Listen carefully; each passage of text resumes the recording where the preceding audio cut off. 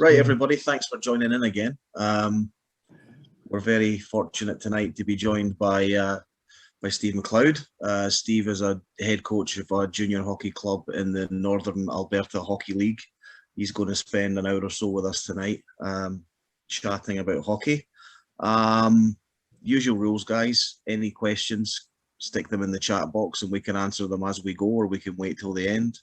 If anyone's seen as we've got a slightly smaller number tonight, if anybody does have a question, maybe just put your hand up or something like that. We can maybe just take questions as and when they come in tonight, a little bit different.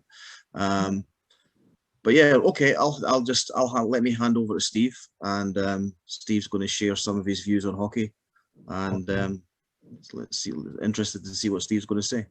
Put it on the speaker view, guys, as well. Oh yeah, sorry, my famous line, and I forgot it. You know. One job. Okay, I'll is that good? You want me to put on present and go master screen? Is that okay? Yeah. Okay, so thank you very much. It's quite an honor to be asked to do this tonight. I've connected with Martin over the last 3 or 4 months. We talked a lot of hockey, and he asked me to do this, and it's quite an honor actually, to be honest. So I appreciate that. Thank you, Steve and Barry. And we talked about Eric Young. I've known Eric for many years, and he actually asked me to do a presentation to his organization a few months back about starting the season and coaching, and just some thoughts on coaching. And I've been through a lot of these presentations over the last year based on on this virus, and see a lot of coaches talking about hockey. There's a lot of things that are repeated. And there's value in that, it makes sense to you, or you disagree, or you can get new ideas. So I'm hoping you can get some new ideas out of this. And I also would like to compliment the Scottish Ice Hockey Association for the amazing job they're doing during the shutdown. It's really inspiring to see them, because I've been on a few Zooms that I've been able to make, and they're really a lot of value in them for the coaches and players. And I think that's very commendable of you to do that. Hockey Edmonton just started doing that a little while ago, so you're even ahead of the curve here. So it just welcome me. I just did a little brief on my coaching history. And I know over the past you've had coaches, pro coaches, pro players. I mean, I don't have that on my resume, but what I do have is a lot of experience in where you gentlemen are coaching, women are coaching, whatever. And so the value of that is all those coaches and players you've had on have had a minor hockey coach, and the empowerment in which you give them is incredible in terms of moving forward, and why they're playing at that level. So I think grassroots hockey is undervalued at some level, I believe. So the power of what you bring to your players is immense. So I've been coaching in Edmonton for 27 years. I'm high performance qualified. So that means you go to Camrose, which is a rural community outside here of Edmonton. We go for a week and stay there, and it's 12 hours a day. And then after you do that course, then after it's about 80 hours of homework. Then you receive your high performance quality. And then a couple other clinics. I've done some Hockey Alberta holds a lot of coaching clinics. I ran my own hockey camp for a few years until last year, and then the club I coach for is Canadian Athletic Club. I'll talk about them in a minute. They run a hockey school, and so I was hired to be an instructor for last year. And I kind of started coaching back in the 90s with my son, and then it just morphed into getting into coaching at Canadian Athletic Club. And up till this year, I'll be back again next year. And as well, I also coach Wolfpack spring hockey. So in Edmonton, when the season ends, the winter season ends, there's a continuation of the spring season. So there's different clubs, and you can draw from everywhere. And so I coach there. And I also coach for the Canada Bears. We recruit boys from Alberta, and we take them over to Europe. We do Czech Republic and various things. So that's my experience in that level, and just my accomplishments. You really don't care about that stuff. So, but I guess pridefully speaking, this one here, the winning the provincial championship in the U16 AAA, was to be the best team in Alberta. It was quite a special group of boys, and when we won it, I was in tears actually after winning. It was such a special group of boys. So just move on here. So the agenda tonight. Steve, sorry, do you want to hit slideshow and just put it, because it comes up different on Zoom when you put it on the slideshow mode. Put on slideshow. Okay. Yeah, and just hit from current slide. Then I just tap 3 next, or just no, up the top from current slide. Oh, down one layer, that's it. Yep. Keep going, keep going. Next one. Yep, yep. In the beginning? No, from current slide. So like, do you want me to click on it now? Yep. Or the next one? No, click it now. Okay. There.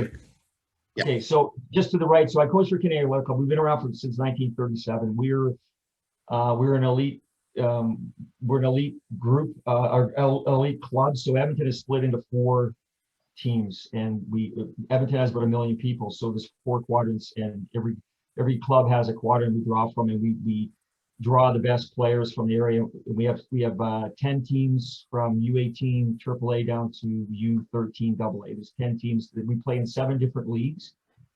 And this is just our mission statement: character, attitude, and community. So this is kind of what our platform is, our pillars of what we're looking for from our players. We own our own arena, which is a real major asset. We have a gym upstairs, we have smart board upstairs. So the club is really a very unique club in that we are probably the best club in Edmonton. So just a little kudos to my club. I've been there for 16 years.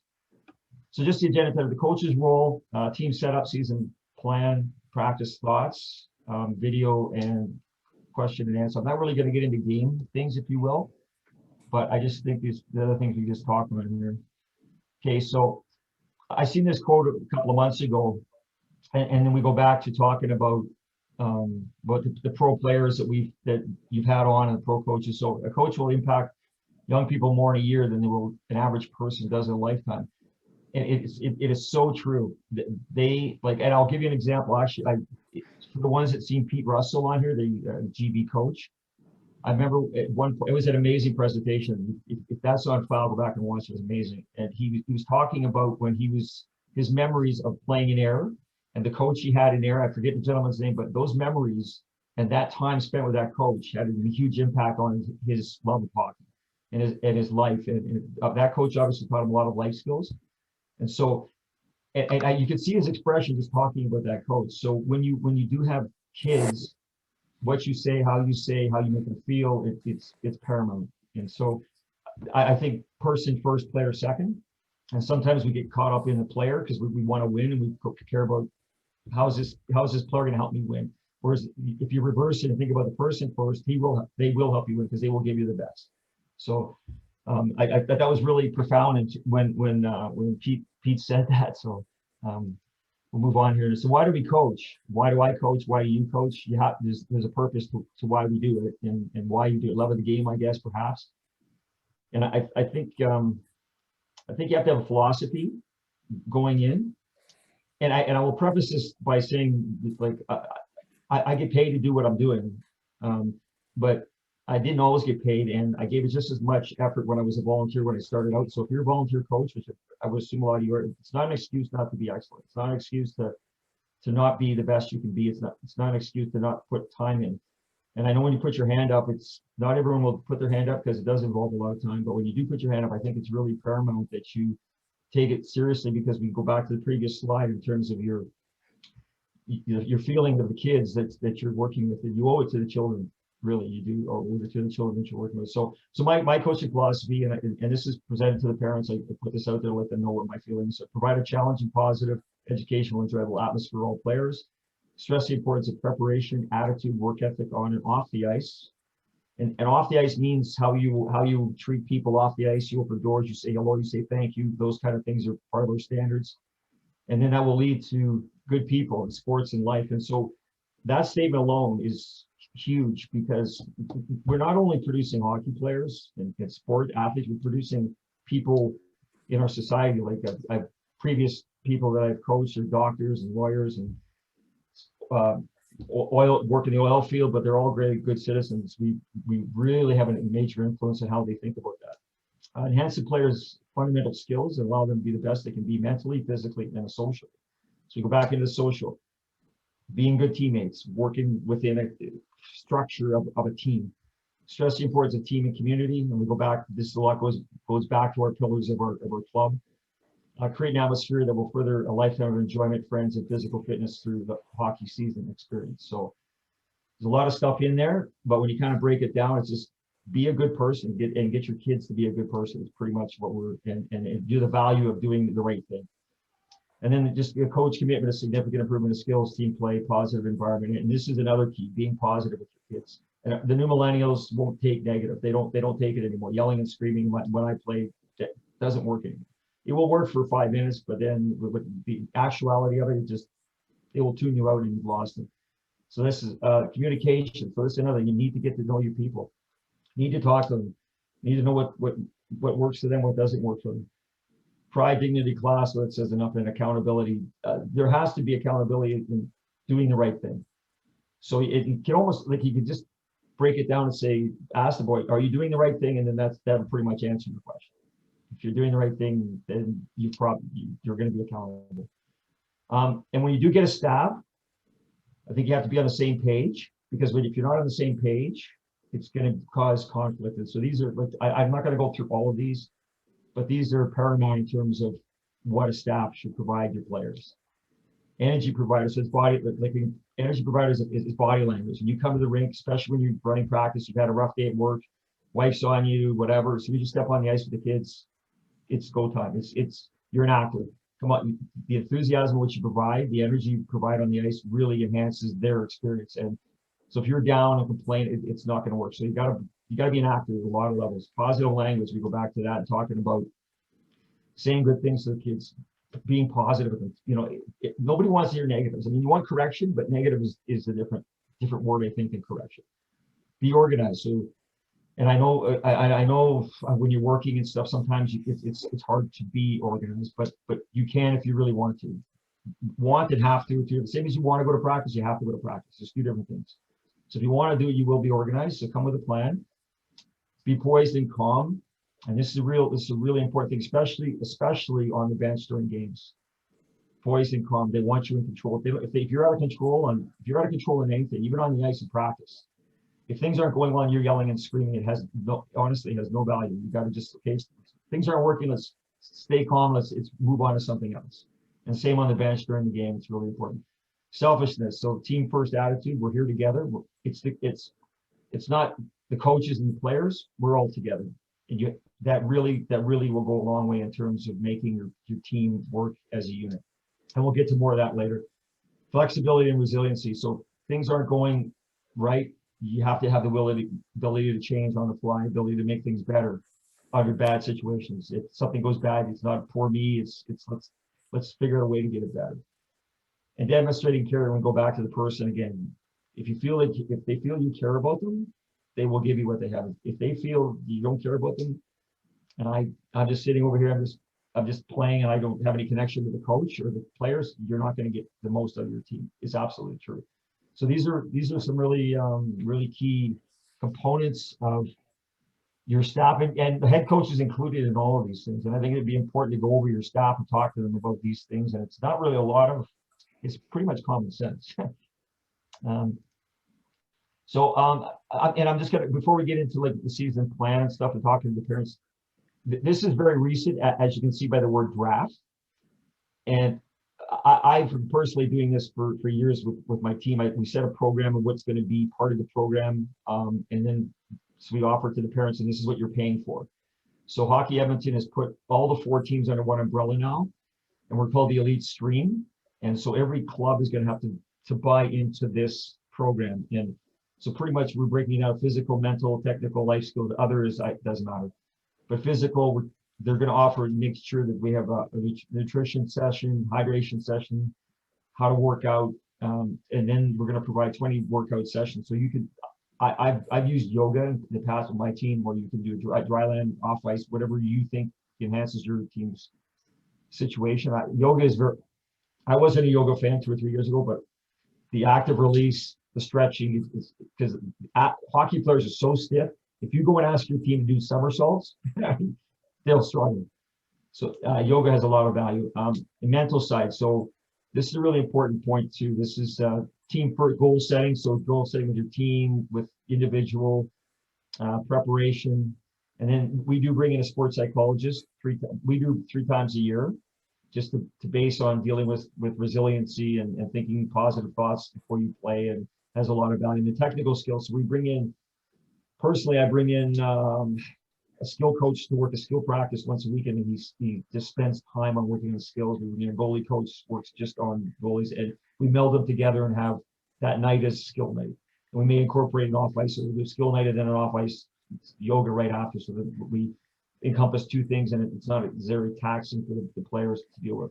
So the technical part is what we're offering the players in terms of getting better technically, and then life skills. So because we're in the elite stream, we're going to bring Western Hockey League the next level to come in and talk to them what they're looking for and that sort of stuff. And then the life skills, we talk about being better people, so team identity, vision, rules, coaching staff responsibilities, and go through that. So that's kind of what every club is doing, and maybe something that might be valuable to when you're running your team, how to break it down. And based on that, this would be my season plan, and it's pretty generic in that I'll be doing a new one for next season. So we break it down into cycles. Cycle 1 is kind of the tryouts are starting, and then we have preseason tournament, and then cycle 2 would be beginning the games, and then cycle 3 is another section of games, maybe January to December, and then cycle 4 goes into closer to playoffs, and then just our technical. So these are some of the things I would focus in on this period and this period, and these things are really, they're not really concrete, because you start working on things, you have to be flexible, because you have to reevaluate based on what your team is doing well and not doing well in games. So sometimes you have to monitor what actually is happening in here. And then team play, at the beginning of your handout team book in terms of what our team plays. It has to be really basic. Overcomplicating things for players is not good. And then meetings. So these are meetings that introduce staff, our budget, player meeting, individual meeting, and then off ice. We talk about our team, what we're going to do pre-practice, and go over what we're doing as a warm-up before games, and have a fitness testing for the players. And then it just moves on. If you want to go on, we do yoga, team building event every month, just to keep the players engaged in terms of being together. So we can talk about that if you want, but certainly this is how I break down my season plan. And then so we've got our team together now, and this is kind of going into the parent meeting is important, but the player only meeting is really important. Even coaches that have younger players, I think it's really important to do what I'm going to say, because the earlier they understand standards, they understand team, the next coach that gets them doesn't have to deal with that. It's part of the culture of the way things operate. So I think in the parent meeting, you've all been through them. Introduce your staff, the roles of the staff, like forward coach, D coach, whatever you're going to do, expectations of the parents, philosophy that handout that I would have handed out, and then the year plan, hand that out, and then look for volunteers. And then I have a players only meeting, and so we introduce the coaches, let them know that we have an open door policy. This is really important. This is the communication. A lot of kids come to the program that haven't had that, or they're scared that that's not true. But you have to have that thing where they can come and talk to you about anything, even if there's problems at home. Like they have to have that feeling that they can come and talk to you as an adult, and someone they respect and trust.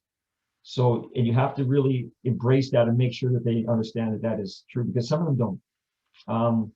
And then the players introduce each other, maybe a little thing about them. We can expand on that a little later, but that's the players would introduce themselves. We discuss the standards, our rules, and how we do things. Team quote, identity. I'll show you what I've got some actual things that the teams have come up with, and I'll just show you. So team quote, identity, really important. Hard was our identity of the one I'm going to show you, and how we establish all that. I talked to them about, I asked them one simple question. If someone came into the arena and watched our team play, they didn't know anybody, there was no emotional connection, they just came in and watched our team, what would you like that person to say about our team? And so they start thinking about the typical things that we want them to think about, because if you get them to think about it, they'll write it down and they will be more engaged, and they feel ownership in terms of what is important to a team. And so then I would put them in groups and ask them to write down 5, come up with, 8 to 10 or 5, whatever number it works for you, what we need to commit to as a team. get them to write it down on paper, and then I'll compile those, and then I'll actually put them together. They typically are the same every year, but that's irrelevant. You have to make sure that they're writing down the things that are important to them, and it's typically all the same anyway. But then come up with 8 to 10, then write them down on paper, then show the team. What I've done in the past, I don't. This is maybe a little ambitious, but what I've done is I've written the quote, the commitments on a banner, about 3-foot banner, and then put the names at the bottom of the kids, and then so it goes in the room at every game. And so these are our commitments every game. So it's standardized. It's there for them to see it all the time. And like one of them may be encouraging each other. So if the kids are bitching at each other on the bench, we're coming, what's number 3? And to refocus to what we've committed to right away. And then so on the bottom of that banner, we'd have 3 stars for that game, and I would put a sticker beside each kid that maybe gained a star that game. And the impact of that is amazing. I had a boy play for me 3 or 4 years ago, and it was U16 AAA. He went on to play in the Western Hockey League the next year as a 16-year-old, which is amazing. But I forgot to put a star beside his name in one of those games. And the next game he came as the coach, he forgot to put a star for my game. So for me, that was profound in terms of the importance of gaining that star. And you also have to be careful with that, because your stars will typically earn that based on the performance every game. But what you're looking for is a defenseman that is your 6th defenseman that have an amazing game, going back to get pucks, breaking pucks out, or making good plays, and being disciplined, or something you have to acknowledge. So and that goes a long way with the kids too. So yeah, then we set you come up with rules and consequences. Same with that. Let them come up with the rules. If they don't have to be crazy, and they really have to be simple. But if what I asked my guys is, you've played on teams before, what things tick you off that things aren't done? Things that guys taking dumb penalties, don't get sat, those kind of things, being late, all those kind of things. So we talk about them. They make up the consequences, put them on a piece of paper, and they sign them. Then we just talk about team goals. So first the league, what we'd like to in the league, and then per game segments, and then the year-end goal. And then I hand out a questionnaire, and then we'll talk about this later once I hand out the questionnaire. This is the individual meeting with the players, and this is where we get to know the player individually later. So this is we commit to, and this particular I conveniently went back to this team, which is about 4 years ago, because a lot of these guys have gone on to do good things. So our commitment that year was together, and Lehigh Cement was our sponsor. And so we commit to being on time for everything, playing, practicing to the best of our ability, supporting and encouraging each other, being disciplined on and off the ice, the joy of sacrifice, whatever it takes. So maybe you have to miss a shift, maybe you have to block a shot. Respect everyone, accountable to each other, and team play. This guy here, Luke, I cut off his name, Luke Proctor. He was just drafted by the Nashville Predators. This guy, Blake Lyda, is playing the Western Hockey League. Justin Hall is playing for Lethbridge in the Western Hockey League. He's playing in the Alberta Junior Hockey League. And who else? Daniel Baker. Daniel Baker is also, he's assistant captain in Medicine Hat in the Western Hockey League. So this was a pretty strong group of players that I had that year. This would go on a banner in the room. So if they were bitching at each other, so we go to number 3 and say, guys, what is number 3? Supporting. We need to start refocusing on that. It had a lot of value, actually. And so this year, our quote and our pillars, if you will, is Butchers and Packers was our sponsor. I know they actually sell Butchers and Packers supplies. And they've been sponsoring a team that's Canadian Athletic Club since 1964. So we play hard. We play with heart. We play with that attitude. We're relentless and we're disciplined. And so that would be the pillars of our team. And it's a really good. I think it's a good way to focus on what we establish ourselves as how we're going to play hockey. And I think that it's one of the better ones that a team has ever come up with. Actually, if you really look at it, passion, positive mindset, we never get outworked, and team first.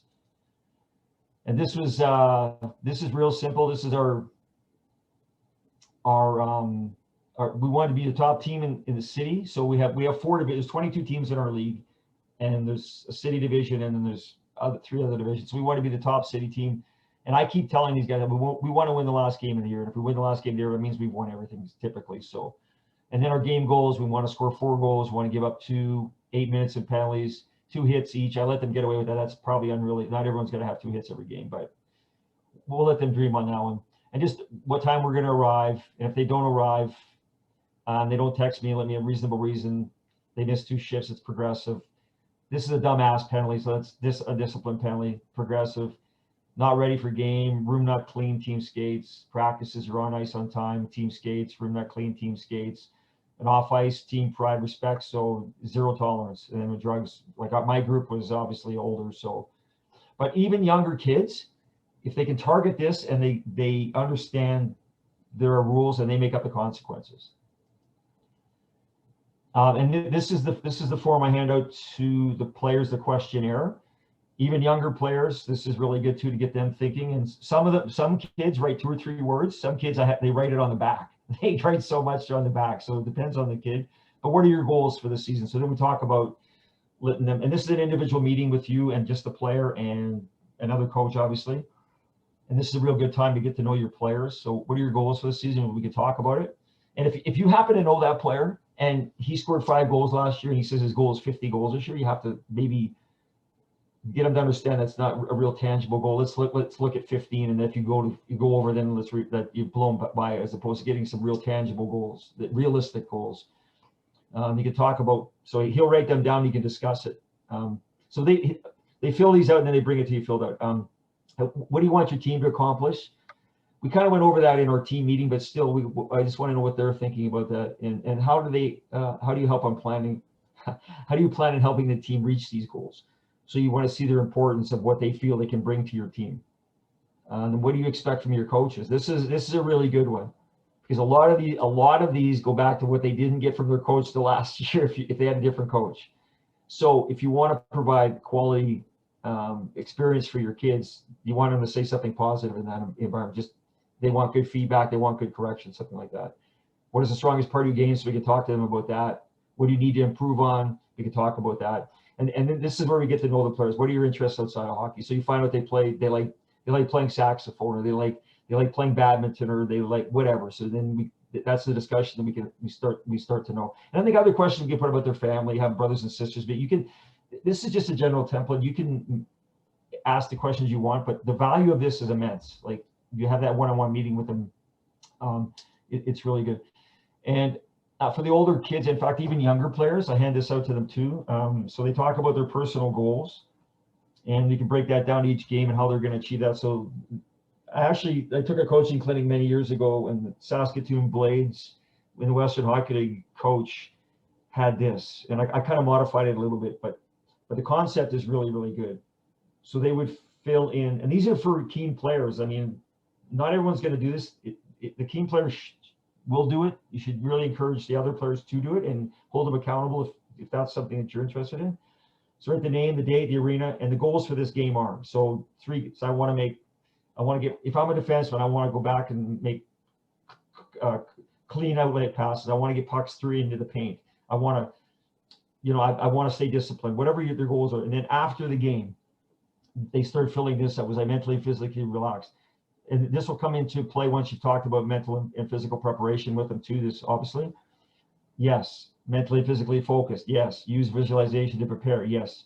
Like, this is high level stuff, but it's not beyond young kids to think about this either. It really isn't. The 8 wells, we get in nutrition, and then 3 hours before the game, and then during the game, I was strong in these areas, I was weak in these areas. Then they can rate their performance. They know how they played. So they write that down, and then I reach my goals for 1, yes, 2, yes, 3, whatever. And then I need to work on this for next practice. And it's a real good template. If they're writing it down and spending the time to evaluate their game, and they can bring these to you. It depends on what your dynamic with your team is. You can go over 5 games and bring them in, or you can go per game, whatever. A lot of athletes will want to do this. So we're going to move on to practice now. Are there any questions about any of that stuff? It's kind of dry stuff. So practice really, like, for me, practice is even more important than games, because if they're doing the right things in practice, you don't have to do a lot in games, because they'll just bring it to the game. So just some ideas on this too, like pre-practice. And I know I'm assuming you wouldn't have the amount of ice that we would have here. And like, I practice 3 times a week. So if you're only practicing twice a week, I think this is really, really important, that you ask the players to come 15 minutes early and have an off ice warm up. So do ladder drills, do stick handling drills, but they do it for 15 minutes. And if they do that 15 minutes every week, that at 15 minutes adds up to a lot of extra development within a year. And if other teams aren't doing it, your team's getting better. And it's not, there's not a ton of, just go on YouTube and find some interesting things for the kids to do, work on whatever. So before they get dressed. And then as a coach, you got to come prepared. Make sure you talk to your ACs what their roles are going to be in practice, and set up and delegate roles like that. Some coaches just want to come and push pucks, and that's fine. But yet you have a lot of guys that have experience to use them. They'll help you if maybe they're sitting, they just push pucks, but they don't want to speak up. Engage them, get them to run stuff, bring ideas to practice, let them do things. And greet every player. So when they come in, hi Johnny, how you doing? How you doing today? Make them feel welcome when they come to the rink, because we want to get that positive environment. Talk to every player on the ice, and that is hard, I will say, but that goes a lot of value too. And pre-ice the player with the first drill at least, and then practice. And this is something I like to do too. So you can practice plan on the glass, and then a quote just for when you're coming to the board. So an example will quote practice. You get out what you put in. So, and you can point that out before the practice starts, kind of thing. So that, and start each practice with 10 minutes of skill work while the goalies are getting warmed up. I used to be one of those guys just going to practice, start shooting at the goalie. I don't think that's fair. I really don't. So if you can get 10 minutes to get them properly warmed up with 10 shots of their blocker, their gloves, let them feel the puck, it'll have more value for them. And if you have a goalie coach, even better, or somebody that knows skating routines for goalie, get them properly warmed up. And then we go back to giving the players 10 minutes of skill work, independent skill work. And then you think about a year of doing that every practice over a year. It's a lot of skill development. And then you can move into whatever you want to do, whatever the focus of that practice is. And this is really important. Attention to details. Every drill, eyes up, eyes up. This is the most important thing in a hockey player. If you don't have your eyes up, you're not going to be an elite player. I can tell you right now, it's not going to happen.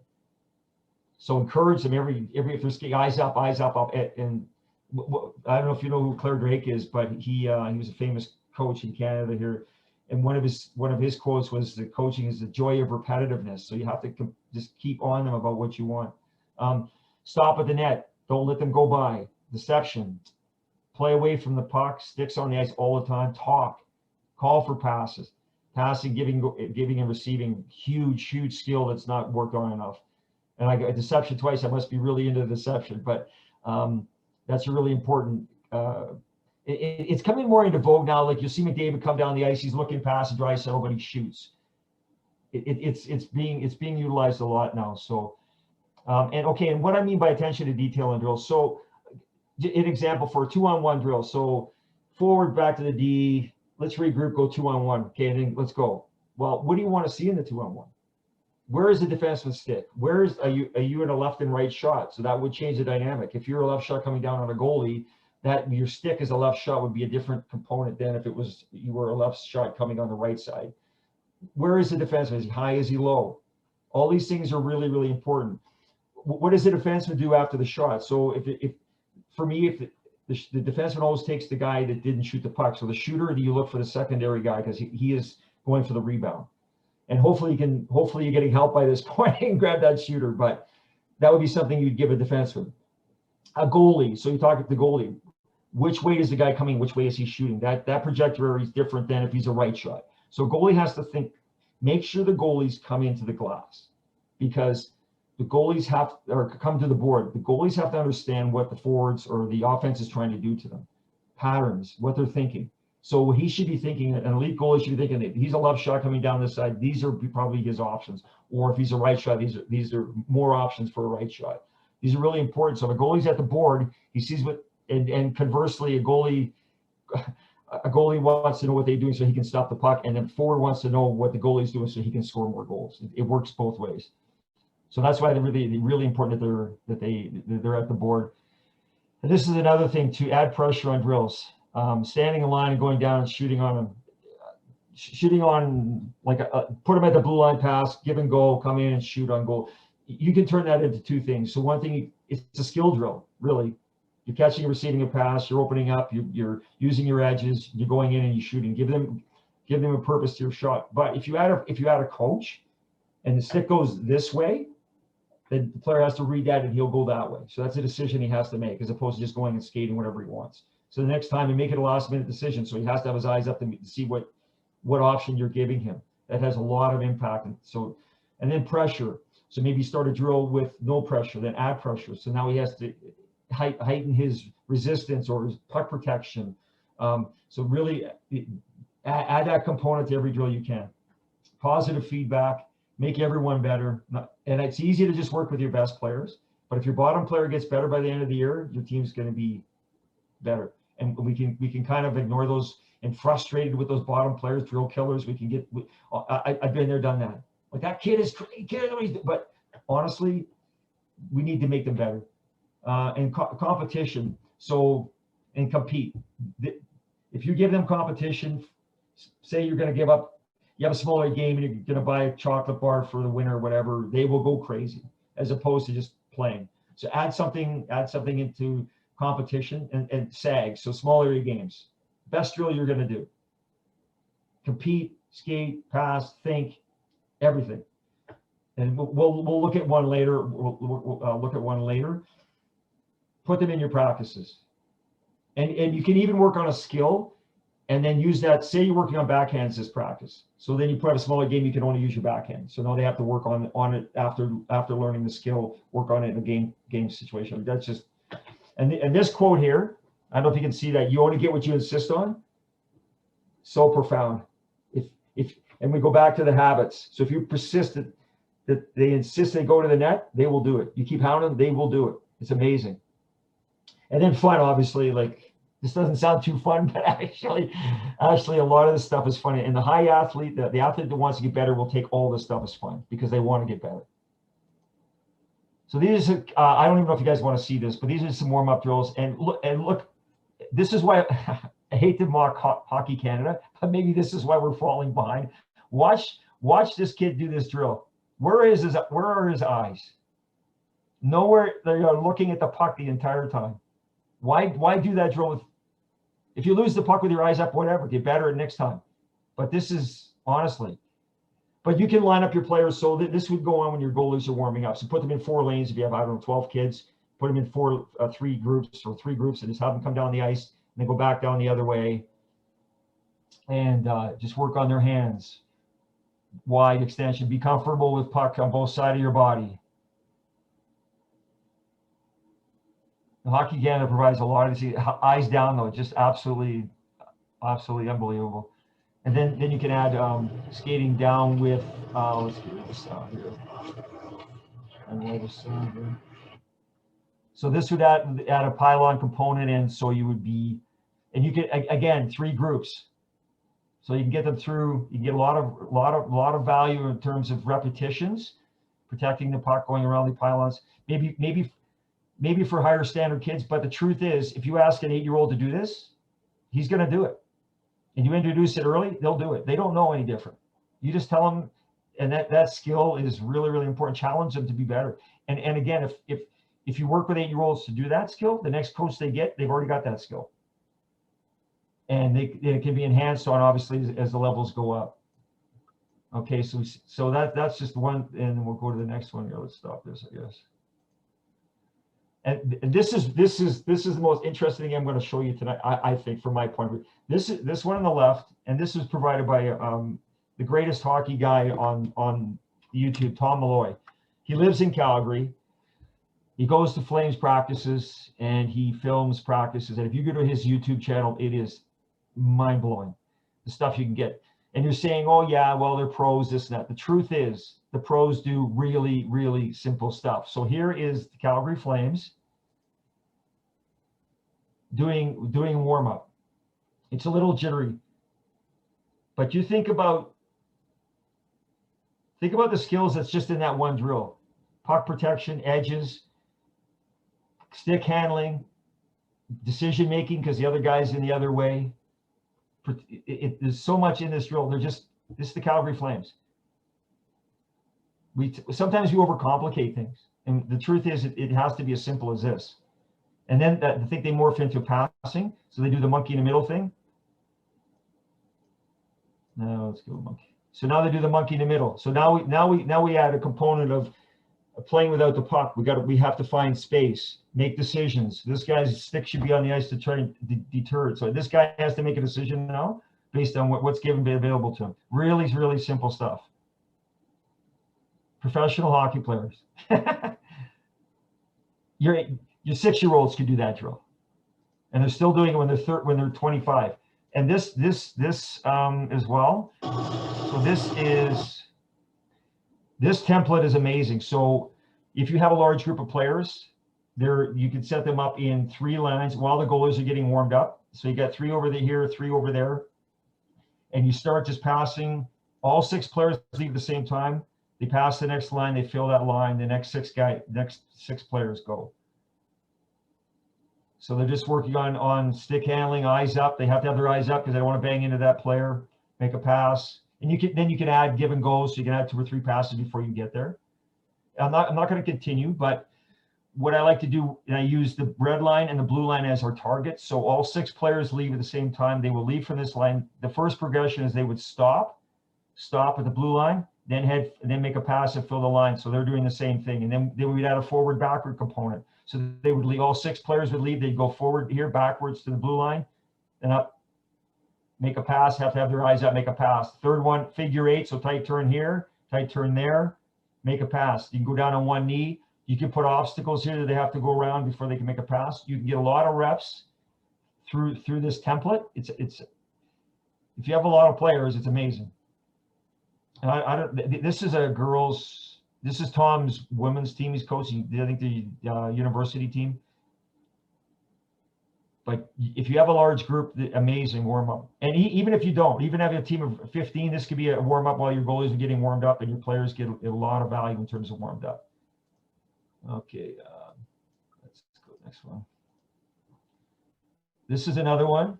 So this is cross ice. This is a skill coach out working with the University of Superior. So put them two on each side across ice. Use this pass under as your obstacles. So just turn this sound off.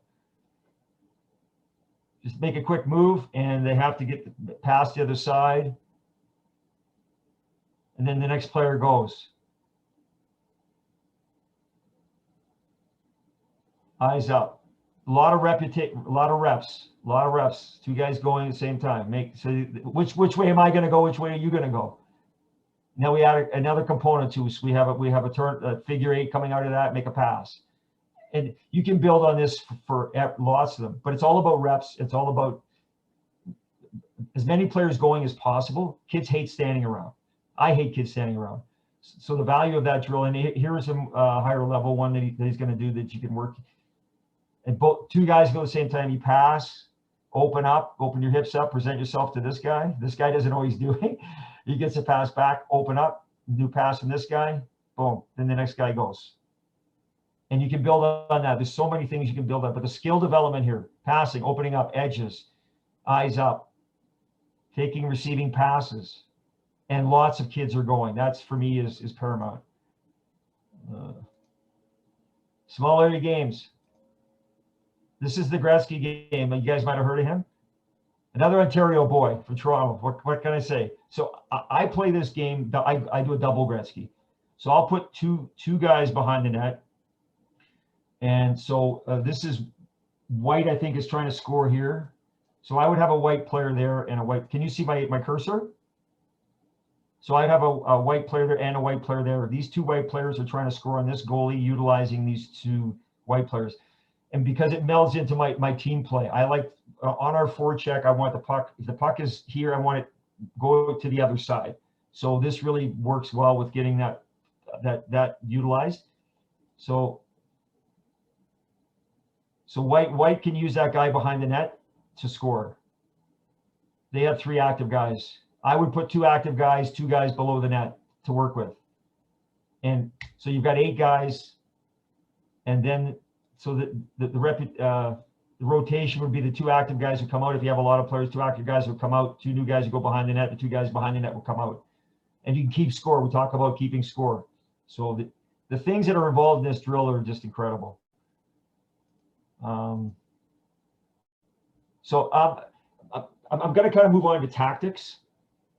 And then there's a lot of stuff here playing without the puck as well. This is the Calgary Flames, and then I'm going to go to the Dallas Stars. And this is a drill that 8-year-olds should be doing because it teaches them tactics.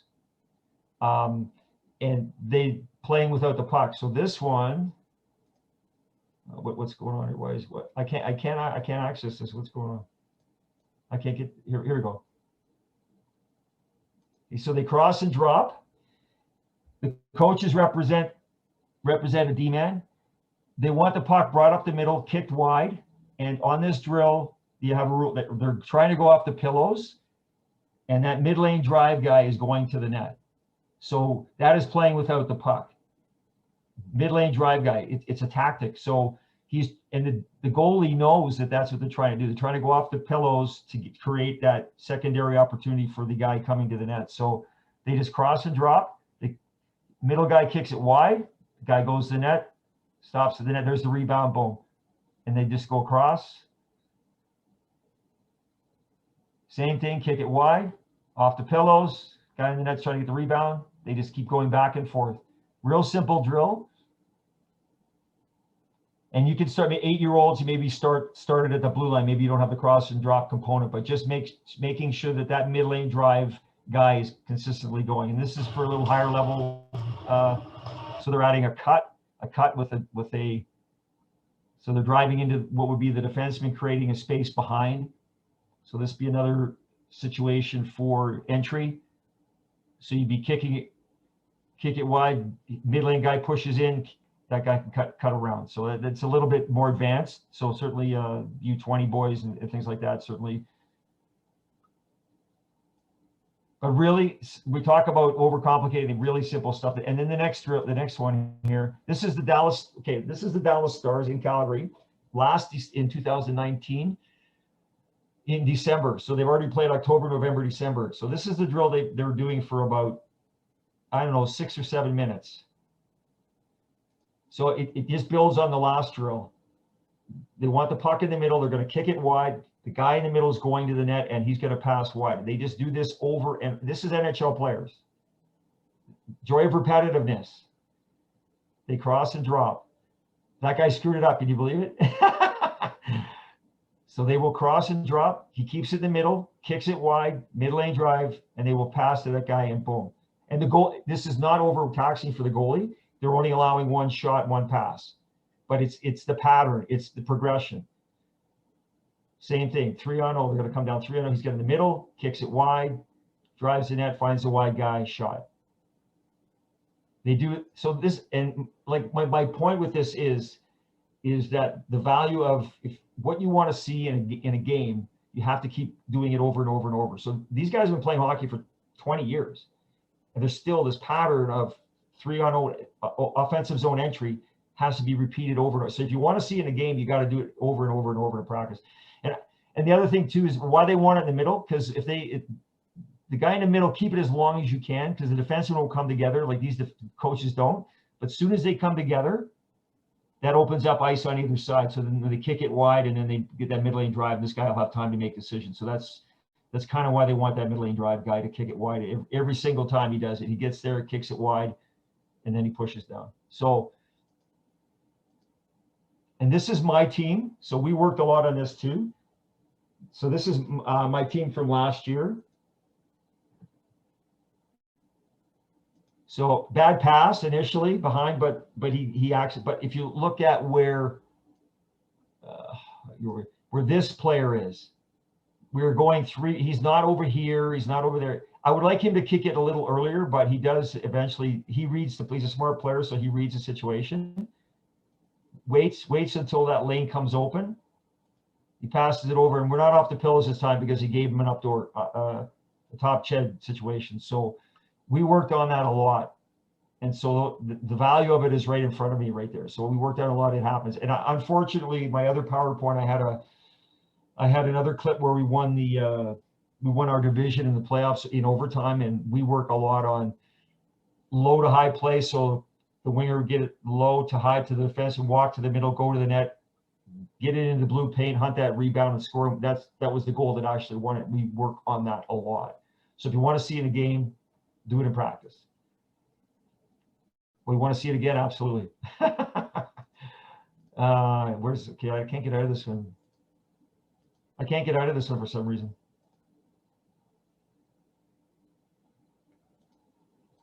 Yeah, it won't let me go to the next slide here, man.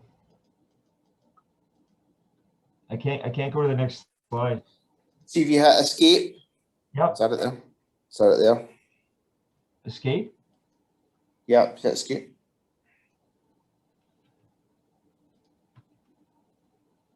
Okay, thank you. Just go to slideshow and okay, I'll just end here because it's coming to an end anyway. So just some resources that I like to use. The coaching site, really good. The coaching project. This one is really good initiative by the NHL coaches. So it's a mentorship program, and they've had NHL coaches presenting on various topics. It's free. Podcast. I love walking my dog and listening to podcasts. It's wonderful. This one I really recommend for.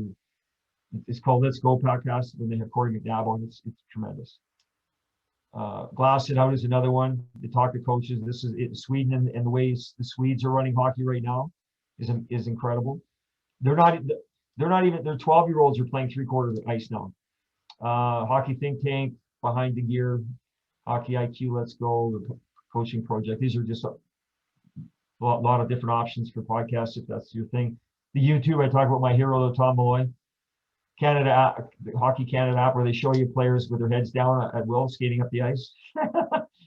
Saskatchewan Hockey, they have some great. They show some presentations for their high performance coaches, like the Babcock talks. I think Tippett actually talks. So Hockey Alberta, and there's really one. The one I want you to watch on that. I had it on my others. His name is Roger Grillo. Did you watch that, Martin?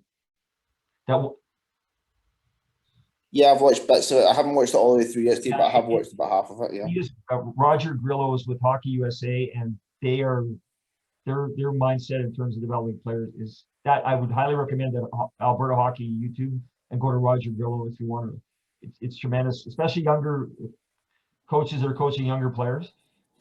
Then USA Hockey, and then just some books. John Wooden, The Pyramid of Success, Legacy. That's the All Blacks. Talent Code, dealing with talented players. And Belfry Hockey, I just picked this one up with Belfry Hockey. It's okay. It's more for skill development coaches and the mindset of hockey players and how they think and how to teach. He works with Patrick Kane and all these players, and he never played hockey. Like this is a thing. He just broke the game down, and he was a goalie. Yeah, that's it.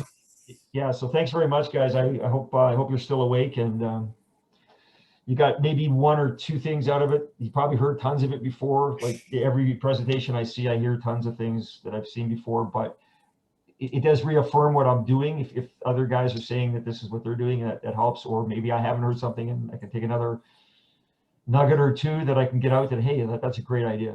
So yeah, thanks a lot. There's my email if you want to email me, or that's my hockey, the club I coach for, CSChockey.com. And we are shutting down our last skates tonight. But we'll be back in August. So we have some ID camp with some hockey school to run and things like that. So, but yeah, thanks a lot. Stop sharing your screen there, Stephen. It just takes us back to the main view. Okay, there we go. There we go. There we go. Okay, thanks. Yeah, so thanks guys for doing that. Appreciate it. I had a blast putting it together. Some dry stuff, but some value as well, I suppose. Guys, to get any questions to Steve, just stick your hand up and you can just unmute.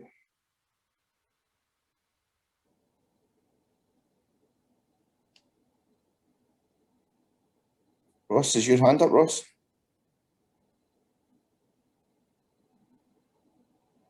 No, it's not, Martin. I can put it up if you like. I just thought you had a question to ask Steve. No, I did. I was more comments. I was quite interested in how simple the drills were, sort of later on in the older age groups. And I think when I think back to my time in playing in that sort of upper age groups, drills got very complicated, and I wondered, how much benefit we got on the ice with them. So it was good to see that. And then I was also interested in the introduction of tactics at the younger ages, but maybe not so much, maybe within a skill set or a skill drill. I thought that was quite interesting as well. So not so much a question, but more comments. So it's good to see. Yeah, thanks. You're right. We and as coaches, we kind of get excited about having all this complexity, but the more they have to think, the harder it is to process. It's an incredibly hard game to play hockey.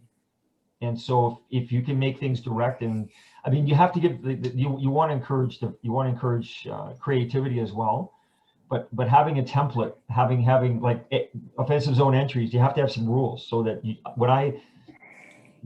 when I'm going up the ice with somebody, I know what's probably going to happen. He's going to kick it wide. I'm going to go to the net. And so as a young player, if you introduce those things as a early 8-year-old on a 2-on-0, you're playing without the puck, and playing without, you don't have the puck very often. So if he doesn't mid-lane drive, he may not have that secondary opportunity off the rebound. If he just coasts in, and the shot comes and he's got to skate from the top of the circles to get in to access that rebound for a secondary opportunity. If you teach him that playing with the puck, when you go to the net hard like that on the rebound, you're going to get another opportunity to score if it isn't score the first shot. So teaching him to play with the puck early as you can is amazing. And you're right. Like I watch those Calgary Flame drills, and go to if you want more, like go to Tom Malloy, and they do a lot of skill work with the Flames, and it's just basic stuff like rimming the puck to the forwards. They kept taking pucks off the wall, how you take a puck off the wall, like just little nuances. But thank you for that. Yeah, I'm glad you enjoyed that. No problem. Yeah, I did. Thanks. Anybody else get any questions? No. Steve, I've got one. Sorry, go Scott. Yeah, just my question probably is, obviously over here we don't have the good fortune that you've got to get 3-4 practices a week with these teams. So where would you prioritize things for teams where they're maybe only getting 1 practice a week or 1.5 practices a week, where they're maybe sharing ice or whatever? What would you focus on? Skill, and tactics, because like a lot of younger coaches, I go to novice practice and they're working on breakouts and they're working on like, why? They can't even make a pass. It's in their feet, or it's like you can't have enough skills. Just be amazing at skills. Be amazing at the simple things like skating, passing, and shooting.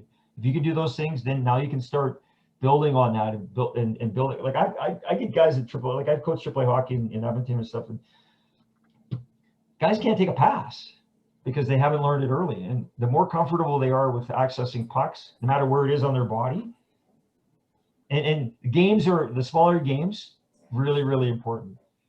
Put them in a smaller space. Like most of the games that I played, even with my U18 team, were we call it the ringette line, or the top of the circles in. I don't let them go out to the blue line. I push that down because now their space of decision making is less. They have to be stronger in the puck. They protect the puck, and you can give them rules. So you have to make 2 passes before they can take a shot. So now so for young kids. So if you make them do that, they learn support, right? If you want to work on support or you want to work on passing, if I passed Eric, I have to get open and get another pass from Eric before we can even make a shot.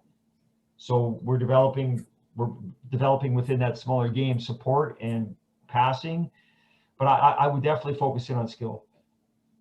They can learn tact, like, but within that, like a tactic drill, like a 2-on-0 drill, you can teach them that just going in 2-on-0 and taking a shot, but you give them what you want to see. Just don't give them, like we talk about details. What do I want to see in that 2-on-0? What I want to see you do in this drill.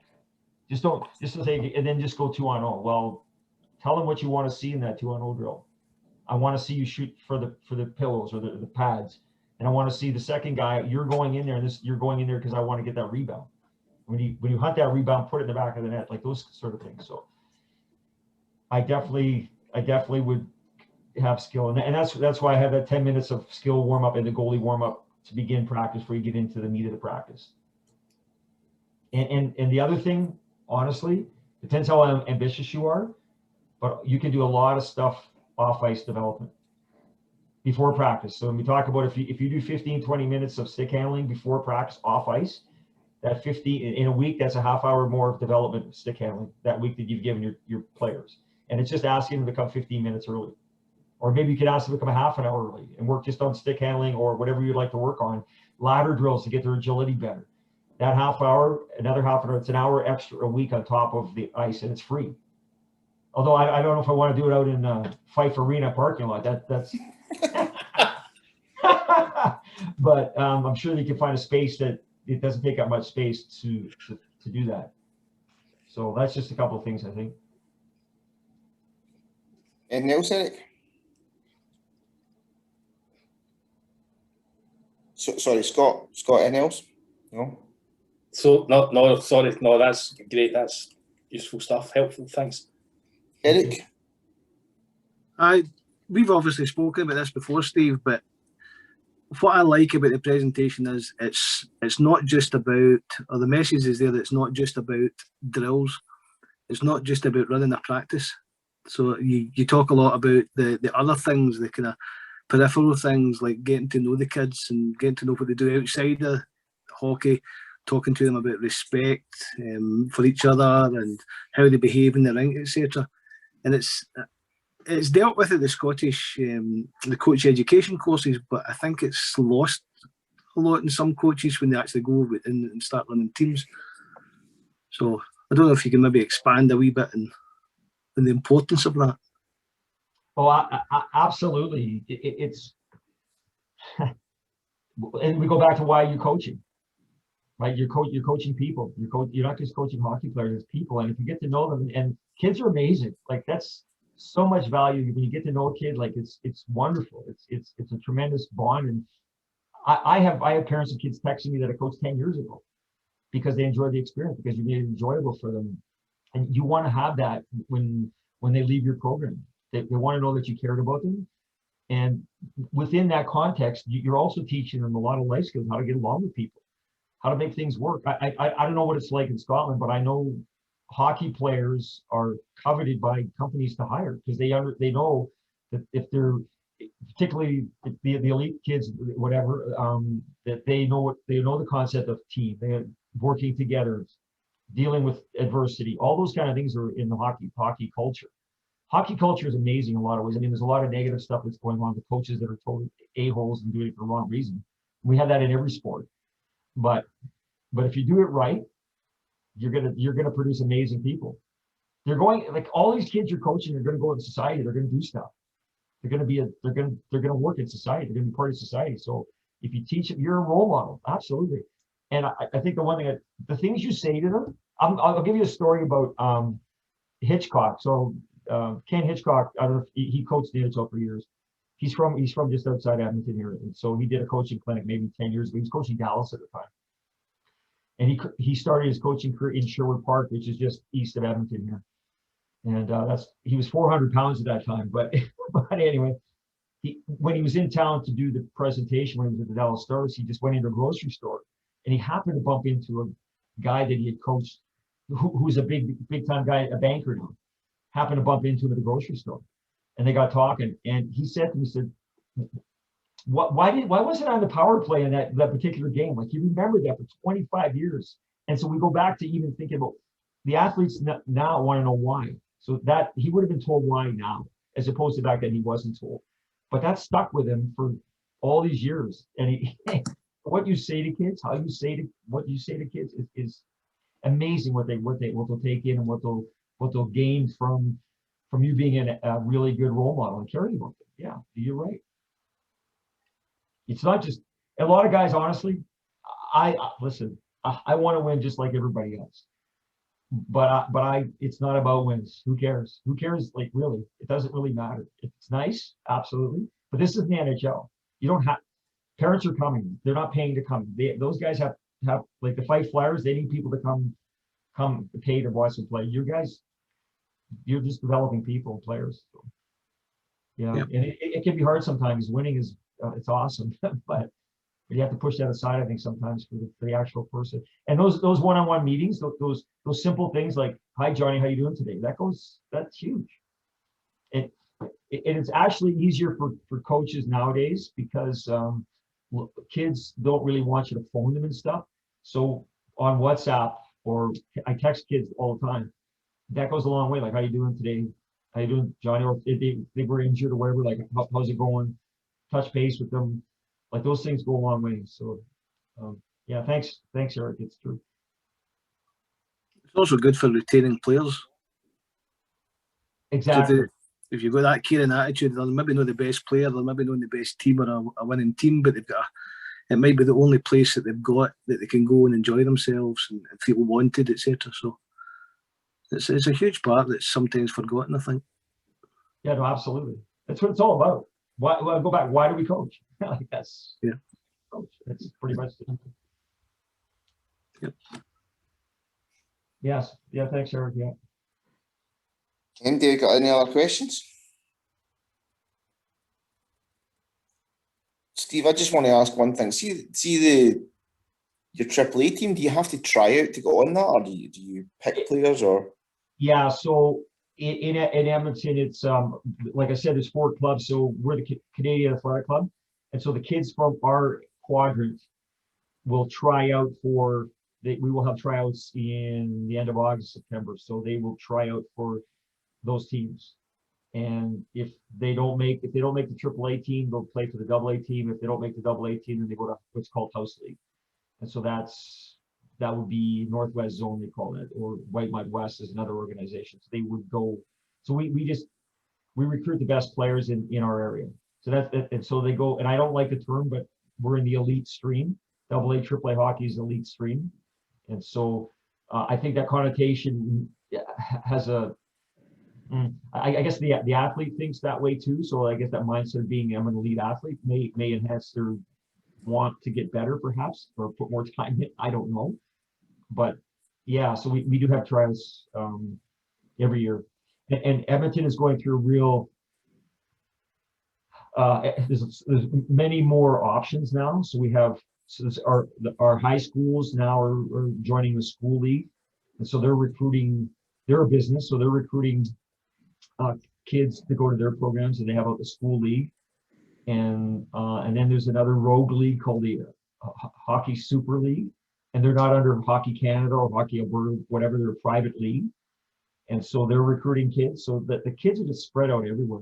It's no longer the best. Like 5, 6, 7 years ago, when we had we were the best against the best because we only had one option, and now kids have other options they're leaving, so that the talent is dispersed all over the place. But truth is, if you have an option, do what you think's best for your child. But I'll go back to that Sweden. If you listen to that Rickard, forget what his name is. In Sweden, they stay in their communities. They don't care if their team's not good. They're not always trying to go to the best team. You don't have to play the best team to get noticed. Scouts, and I mean, if you want to go a lead in hockey, if you're good, they're going to find you. That's the truth. Scouts get paid to find good players. They don't. If there's an elite player in Scotland, they'll know about him. I'm not so sure. Well, hey, Tony Hand was in town here about 30 years ago or whatever the hell it was. Yeah.